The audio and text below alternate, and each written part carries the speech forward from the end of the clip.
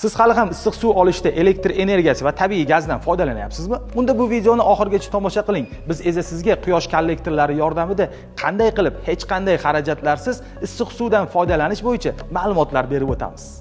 Akfabuild o'z mijozlariga yassi panelli va bosim ostidagi vakuumli quyosh kollektorlarini taklif qiladi. 100 litrdan 300 litrgacha bo'lgan standart modellarni buyurtma berishingiz yoki katta miqdordagi loyihalarni tanlashingiz mumkin bo'ladi. Akfabuild quyosh kollektorlarining yana bir afzalligi shundaki, ob-havo sovuq bo'lgan hollarda ham qozon ichidagi issiq suvni 72 soat mobaynida saqlab turish qobiliyatiga ega. Quyosh panellarining selektiv qoplamasi quyosh issiqlik energiyasini o'zida 95% gacha olib qolish imkoniyatiga ega. Agar siz kuniga 300 litr issiq suv sarflaydigan bo'lsangiz, bir kunda 26 kilovat elektr energiya, 13 metr kub tabiiy gaz sarflaysiz. Bu esa bir yilda elektr energiya uchun 4 million 200 ming so'm, tabiiy gaz uchun esa 2 million 950 ming so'm xarajat qilasiz. Quyosh suv isitgichlarini o'rnatish orqali mahsulot xarajatini elektr energiya iqtisodi hisobiga 2 yil 8 oyda qoplash imkoniyati mavjud. Eng asosiysi, Akfabuild quyosh kollektorlariga 3 yillik to'liq kafolat va servis xizmatlari taqdim qilinadi.